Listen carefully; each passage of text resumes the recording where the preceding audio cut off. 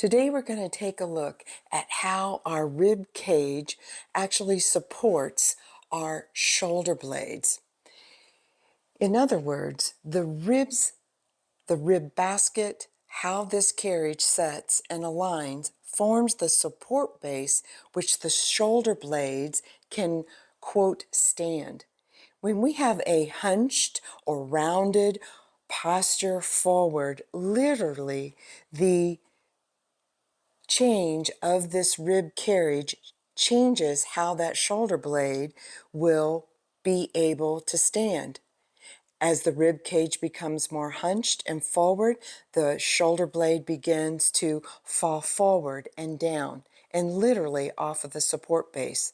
Now, this is important because when you alter this natural alignment between the scapula and the shoulder blade, you begin to start to change the workload of these brown, in this illustration here, rotator cuff tendons. When you start to change the workload here, you begin to render them inefficient because they are constantly trying to contract and hold the ball in its socket, even though the blade itself has slipped forward and falling down off of the rib carriage.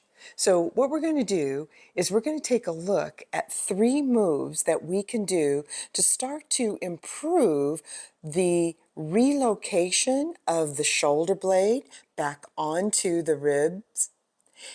2, we're going to take a look at how we can begin to allow this connection of the shoulder blade to the collarbone to be more available and supportive, that will start to then free up and be able to carry or lift this sternum or breastbone and this ribs here in front so that we're able to have a better postural alignment that is more dynamic and something that you can do on a regular basis.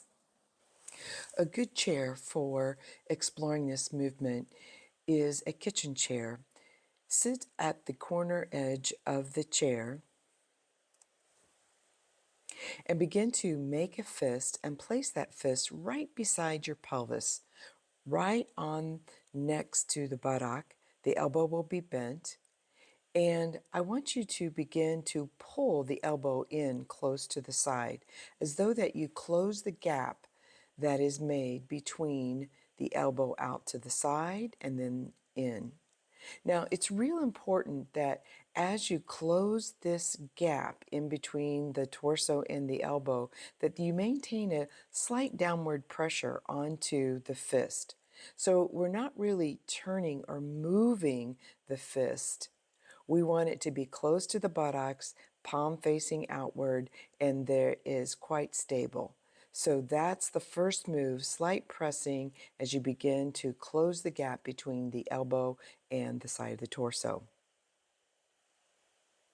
The second move has to do with pressing down your fist into the chair as the gap closes, and it will elevate your entire shoulder girdle up towards the top of the ceiling. So you have this teeter-totter effect of fist pushing down, elbow straightening, and the shoulder girdle rising. This is what's going to mobilize your collarbone and allow movement, restore the natural elevation that should be occurring when you use your arm over the head. Now, the third movement is close the gap, but instead of pushing down to elevate, notice that the pelvis is lifting rather than the shoulder girdle going up. The pelvis moves up and it reveals that I'm sitting on a piece of paper. So the gap closes and the pelvis lifts. And that pelvis is lifting because of the downward pressure of the fist into the chair, and that's what makes the pelvis lift up. So this 3 moves allows better mechanics of your shoulder girdle and decreases the impingement because the lift of the arm is coming from the armpit, but it's has changed the mobility and alignment of the ribs itself.